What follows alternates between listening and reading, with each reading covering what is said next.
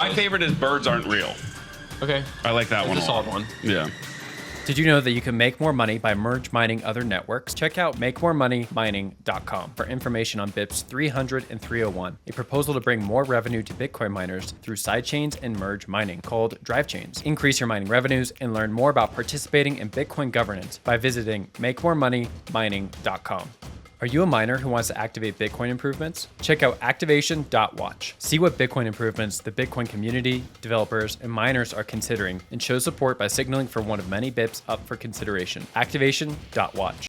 Is your mining operation happening ready? Take control of your own future with the right energy strategy. Lincoin Energy Trading Platform is a tool used by miners to design, monitor, and seamlessly orchestrate sophisticated energy strategies within electricity markets such as ERCOT, New York, and PJM. Avoid penalties, participate in demand response programs, and capture hundreds of thousands of dollars per megawatt per year by deploying the right block and index strategy. Secure your competitive edge at lincoin.com. Are you a retail or institutional investor interested in Bitcoin mining companies? The Miner Mag brings you free data and analysis from all major NASDAQ-listed Bitcoin mining operations to know who stands out. Check out visualized metrics and data-dependent stories at theminermag.com. Welcome to the Mining Pod, PUBKEY edition. Drew Thomas joining us this morning, talking about surprise Bitcoin mining. Guys, welcome to the show. Drew, it's been like 2 years since I've had you on. You probably thought I was going to have you on all the time. No, it certainly has been an eventful 2 years, but yeah, no, I think we did that. I did that pod from the living room of an apartment whose couch I was crashing on at the time. So nothing's it's nice. Changed either, huh? No, nothing's changed. It's nice to be in more beautiful, scenic, vibey climes here at PUBKEY. Yeah, just a dungeon bar to talk about some Bitcoin mining. That's what we're here for. And Thomas is on the show. Never gave you an invitation. I had to fly out here and get you in front of a mic. But okay, we're going to jump into mostly Bitcoin mining from an overview perspective for 2023, and then also talk about like what's happening right now with Bonk, because we have to start there. You want to talk about Bonk? We do, and you have to disclose your personal holdings. I have some Bonk. Elaborate. I have to tell you how much Bonk I have? Yeah, you do. Yes. Now, Bonk is up a lot this morning. It's up 797%. All right, so Bonk is a dog coin on Solana that was airdropped when Solana was like completely dead. Yeah. Right, because Solana was effectively just the aspects of Solana were being used like Binance Smart Chain from FTX perspective. So when FTX went under, I think a lot of people just assumed that like Solana was going to be forever dead. Nothing ever dies in this ecosystem. No. So they airdropped this dog coin, which is the horny Doge, Bonk. And it had like a big pop, and then it was like nothing for a while, but Solana's been on a tear, and Bonk has been on a pretty epic tear. Today is particularly funny because it's a confluence of two things. So it got listed on Coinbase, but everybody's fucking terrified to touch their ledgers today because of the ledger exploit that was released, I think, earlier this morning. Jeez. So there's like a squeeze, I guess, of Bonk. There's a Bonk squeeze. We don't have to go into it anymore. I mean, don't Dwell on it for a moment at least. honestly. You shouldn't have any money in cash, Bitcoin, or anything else that you're not willing to lose. I feel like Bonk. This sounds like the people's dog coin is the one thing I found out when I read the website for 5 seconds before we did this podcast. But I'm devastated to hear about this Leger exploit. Ledger. Hate to see it. It's like one thing after another with Ledger. It's like It's tough. it's tough. Do you guys use them? I have a Ledger. I don't use it. I have one too. I wouldn't put any Bitcoin on it. It's got my Bonk.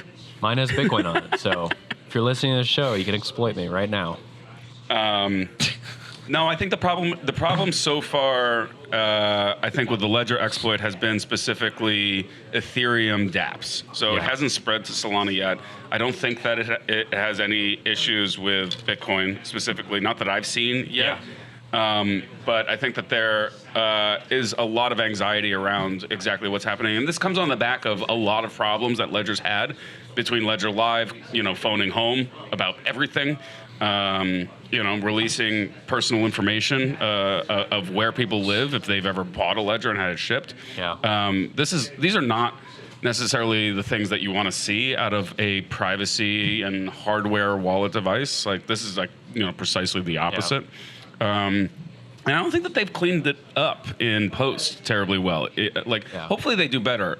I root for all these companies to do well because, their success, is accretive to, the broader ecosystem and Bitcoin specifically. Yeah. But it's not great. Have you seen the Eric Wall posts about what's happening in Sweden right now with the attacks on people, physical attacks? No. You guys haven't? No. That's surprising. Okay, so this ties into what you're talking about with Ledger, right? They accidentally gave away information for people who had purchased and shipped ledgers to their addresses. And why that matters is... Was this the one from multiple years ago? Because there was a similar leak, I want to say back in 2019, 2020. Yeah, that's the one I'm referencing. That's the original one, yeah. And so, why it matters, we're kind of seeing right now with Sweden. Sweden has really odd laws around some of its... I think it's information if you are arrested for a crime, they'll put your information into a public database, and anyone who's had their assets been put out there by the state, now you can kind of link those two together because it's all on record and public and open to anybody. And Eric was just going through now tweeting about all these horrific stories of people who are being identified as holding crypto, and people are breaking their homes, breaking their kneecaps, and just taking them apart. Because they know there's crypto there. It's digital cash. You stake it. So, I don't know. The $5 wrench attack is definitely, that's been a thing for Bitcoiners for a while now. People have other assets too, right? People hold gold. They have jewelry. Yeah. I think that, this is a phenomenon that will probably continue to play out, but I don't think it's specific. Let me put it this way. He's not sympathetic to the wrench attacks. What is the total amount of wrench attacks that are specific to crypto? Yeah. Right? Like burglaries. Do we think that burglaries that are specifically targeting crypto holders are 1%, 5%? Yeah. So I don't know. You gotta stay safe out there. And unfortunately, there's really not much that can be done about it. I mean, it kind of goes to show that KYC can be very dangerous just because it creates these data honeypots. And anytime you have a data honeypot, it can lead to exploitation like this. I think that's what's most relevant to people in the U.S. here. But at the end of the day, it kind of is what it is, and that's why you need to take your OPSEC import and try to do what you can to protect yourself and your family. All good thoughts. I feel safe in the city. Safety in crowds. I feel safe in New York. You're safe because there's so many people. You don't know if you're just they got so many folks who might be very close to our location right now. Just All right, let's go. Let's go. Let's move on. Let's leave that world. It was good thoughts on New York, Bonk, and wrench attacks. Okay, for Bitcoin mining, we haven't lost the crowd yet. Let's talk about this year. Hash price is up, hash rate is up, ordinals are up. That's what we got Drew here to kind of delve into some of that public information since you're at Cathedra. What's hash rate at now? 510? Yes. 509 when I checked a couple days ago. So I'm looking at hash rate index right now, and we are at 108 per petahash as of this moment. For hash price? Hash price? Hash price. Yeah. 108 per petahash, which is the highest in, definitely 3 months, maybe even a little longer.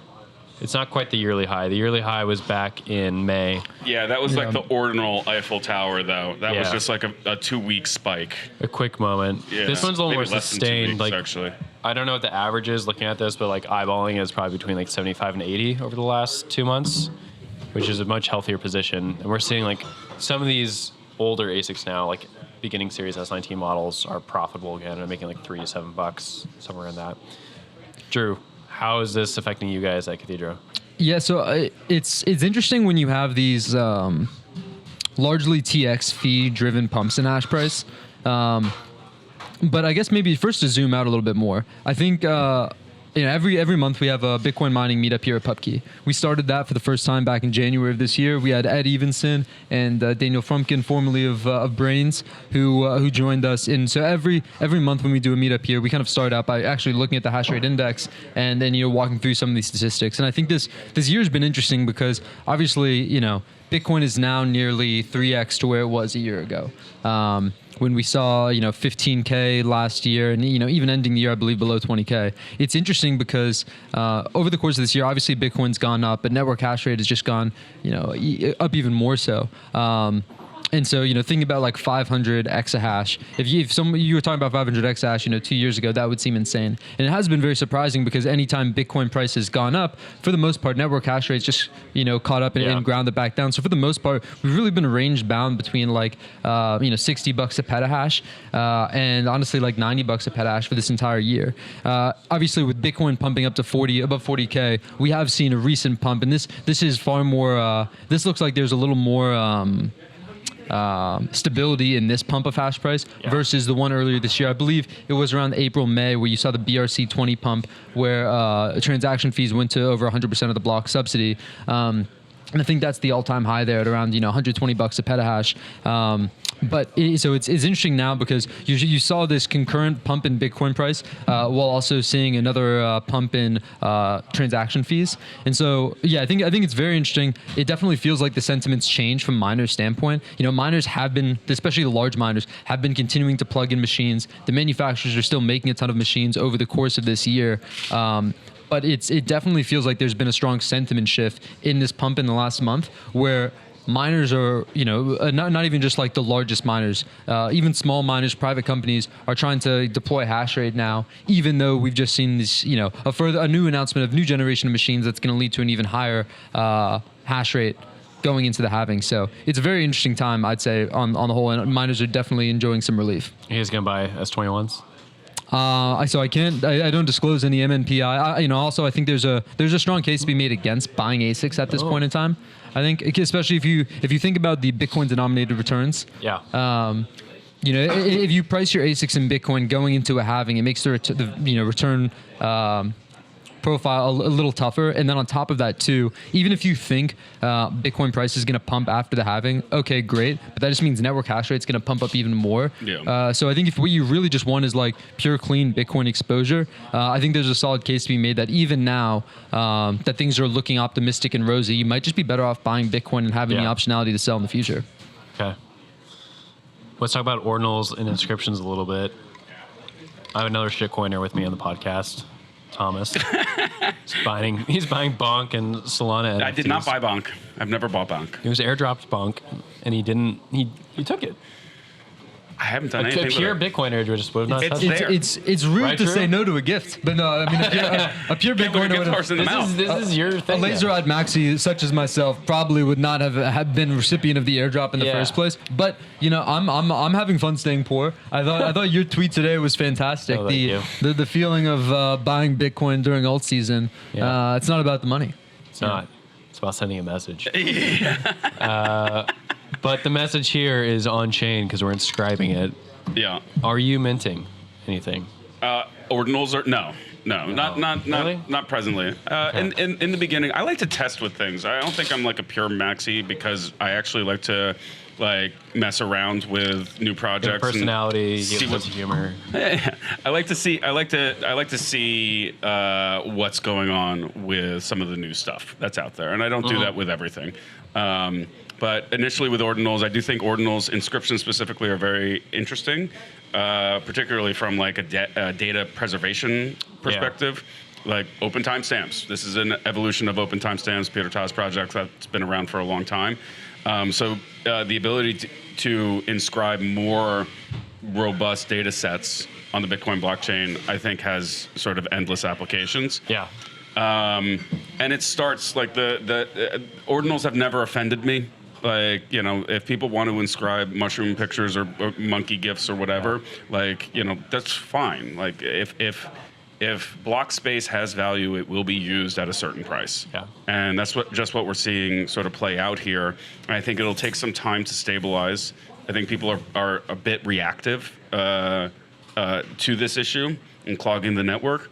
But settlement finality on the Bitcoin blockchain, I believe, is something that is tremendously valuable, and it will be expensive. Like that's sort of like the natural course of things.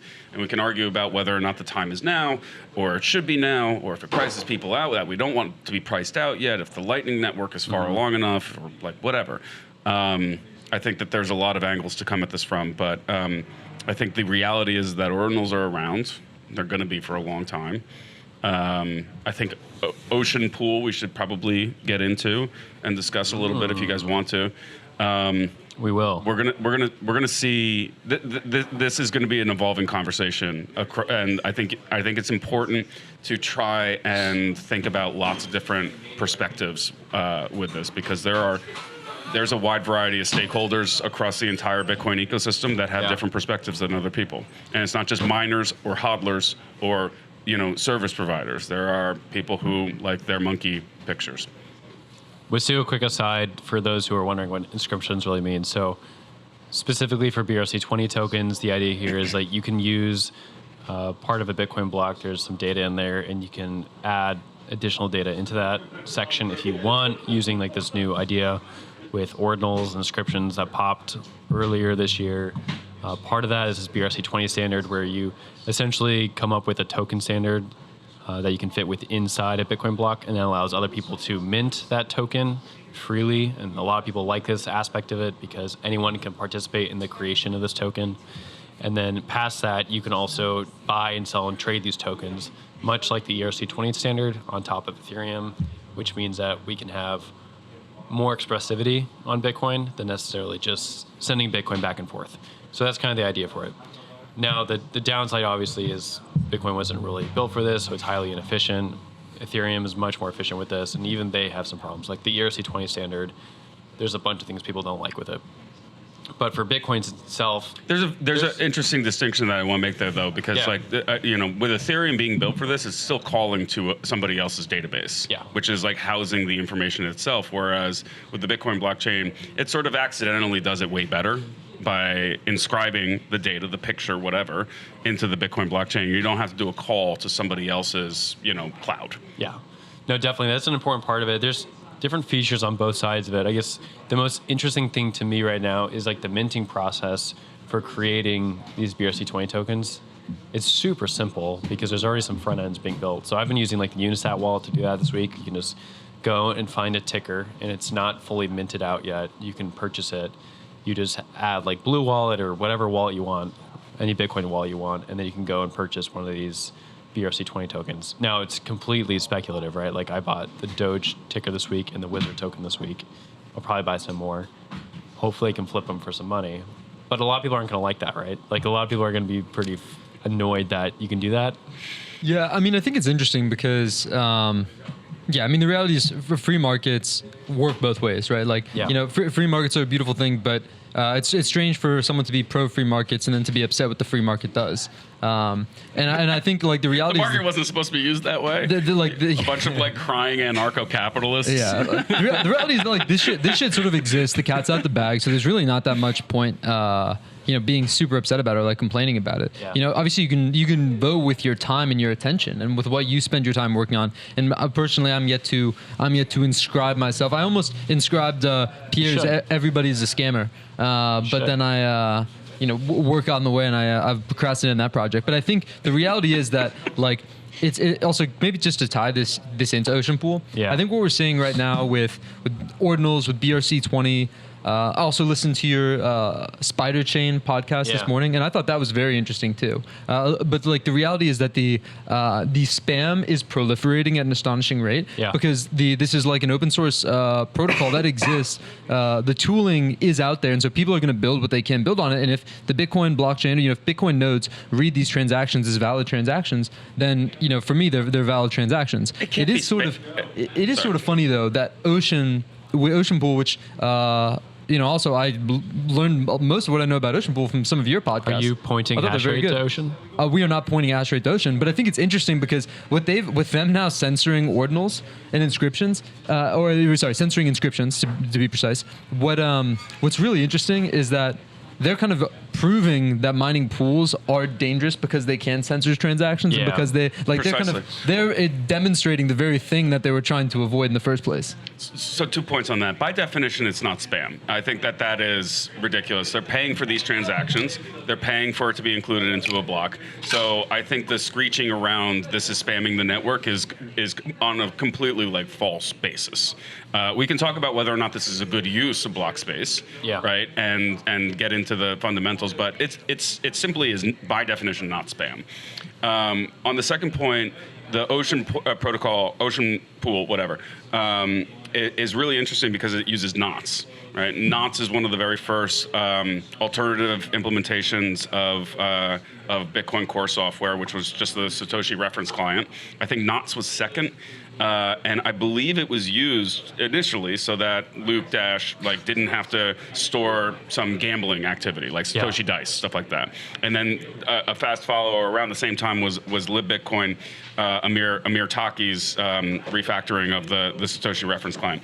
But the entire point of Knots was to censor transactions that he did not want to include on his node. So the fact that Ocean Pool is built on Knots, this is a very deliberate choice, right? Yeah. And there is some value to that. I think that, if people don't want to house certain information on their nodes, that's okay. It's weird. We'll have to see how it plays out.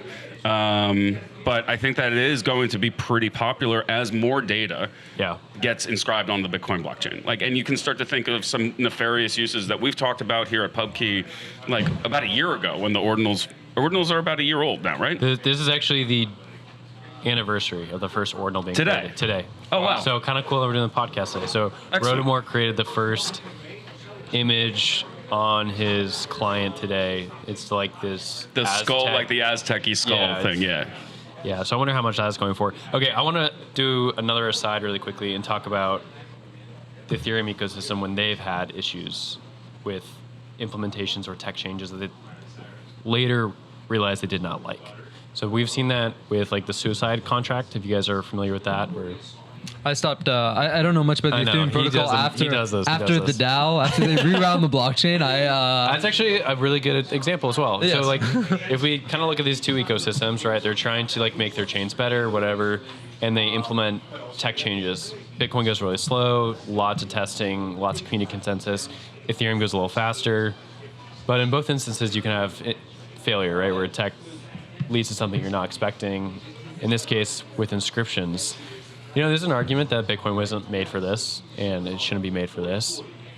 The Ethereum ecosystem typically has kind of just gone with it, but there have been instances where they've gone back in future updates and forked out things that were not compliant with the original vision of Ethereum or values of Ethereum network.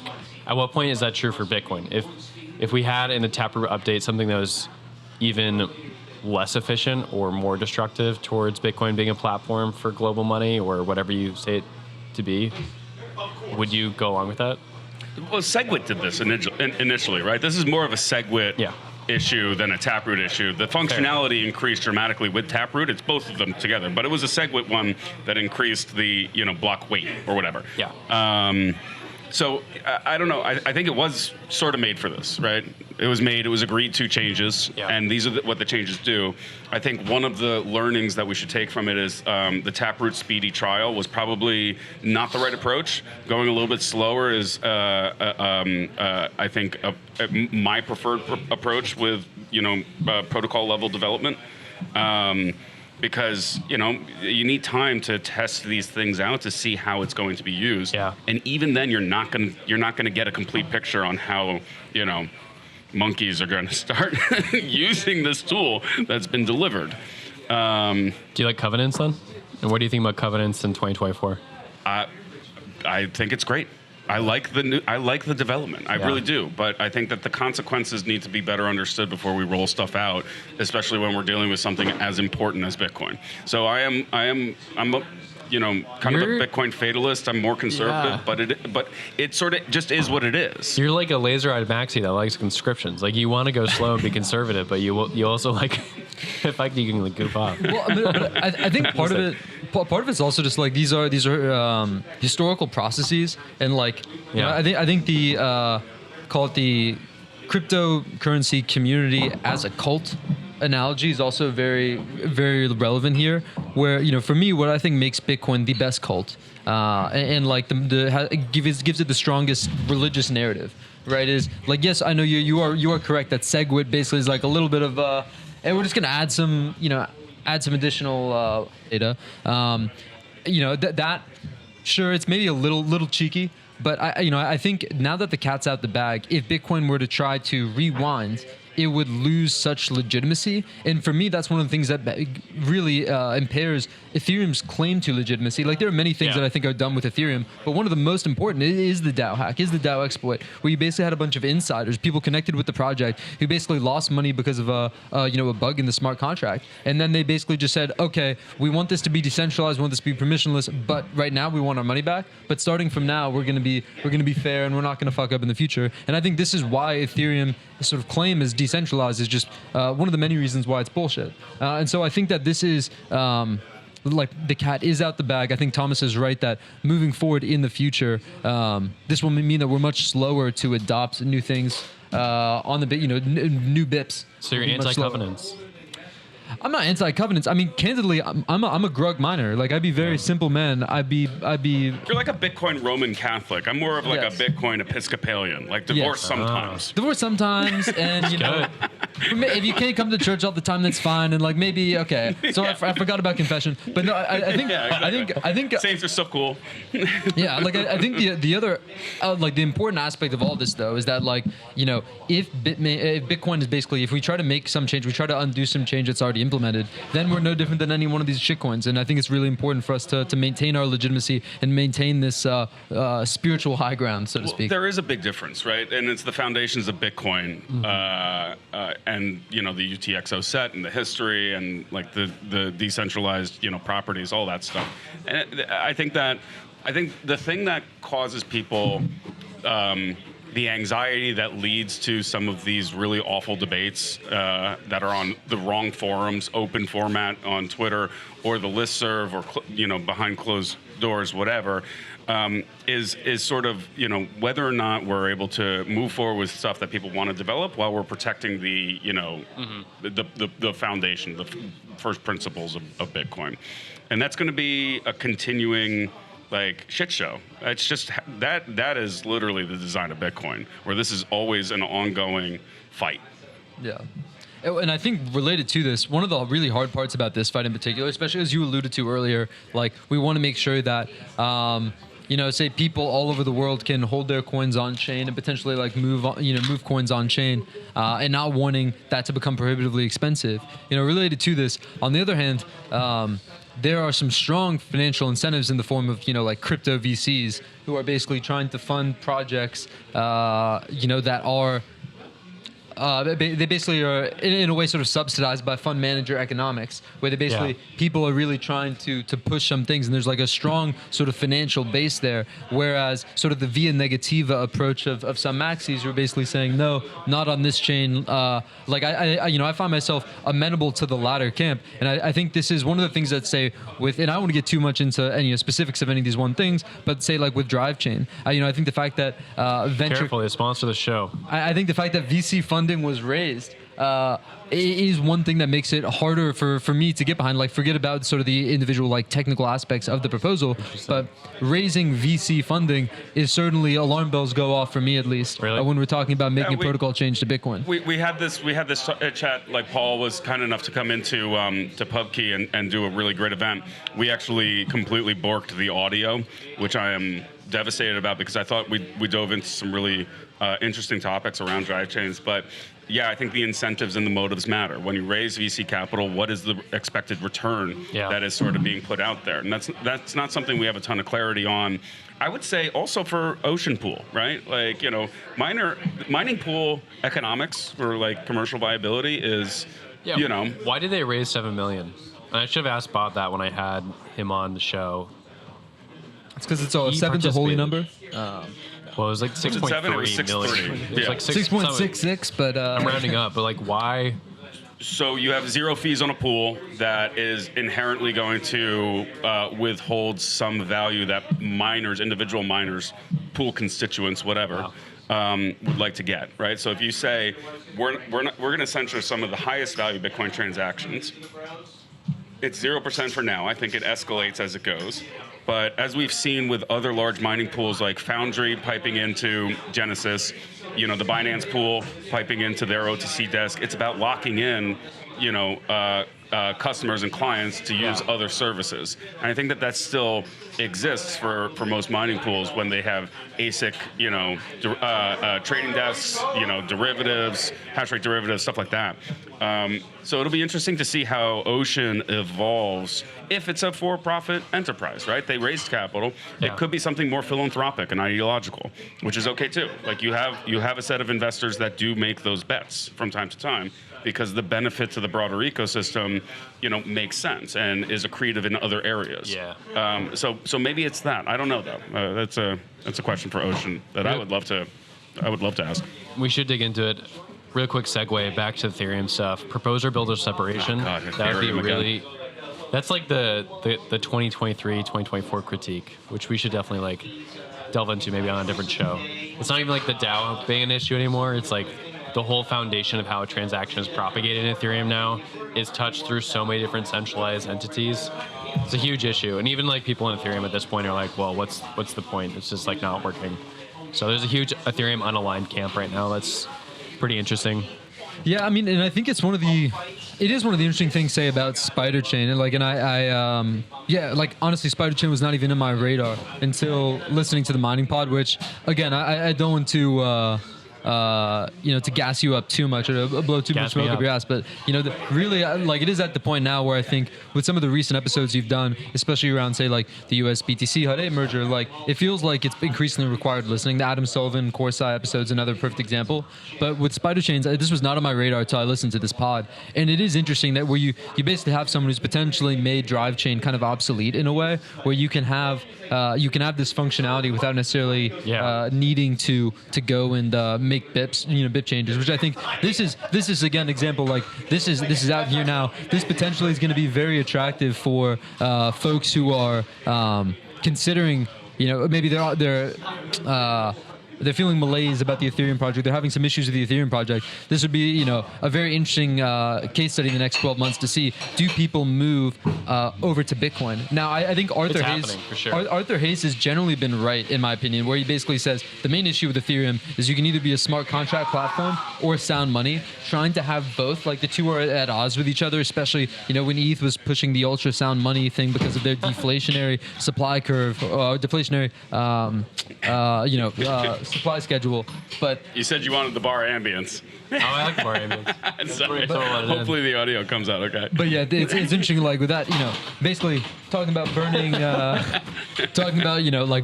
burning ETH just so that you can have this ultrasound money right narrative. Through this issue. I'm trying to power through, but at the same time, ostensibly the whole point of ETH was to be this world's computer, was to kind of have all this the smart contract functionality. So it'll be interesting to see now that if folks be salty with ETH, if they come back over, it'll be really interesting to see what the lion's share of the Bitcoin narrative is 12 months from now. Will it just be the macro sound money camp, or will it be more of this kind of smart contract functionality being built on Bitcoin? It's very difficult to serve two masters, and you also have Solana on the other side, right? So for sound money, immutability, and some of the decentralization attributes that Bitcoin has, Ethereum is always going to be chasing that. But now they also have Solana nipping at their heels with some of the smart contract functionality there. So I think that the Ethereum ecosystem's in a really precarious position right now, with those two elements tearing it apart. It's bearish because of the chart. It's not going up fast enough. Okay, let's finish up talking about next year predictions. I like to do this typically in January, but I got you guys now. I do a hash rate prediction for end of next year. So it'll be the end of 2024. Every single person last year was wrong by easily 75%. So the last time I made a hash rate prediction, I was able to take some money off Galaxy's Austin Storms. This would have been was it the 2022 year prediction? I think so. But anyway, I think so right now, we're at 500. I wonder if I think the max theoretical possible amount would be 1 Zeta hash. I think if we don't hit 1 Zeta hash by end of next year, it'll probably be in the year after. I'm going to go ahead and say 800. 800? 1250.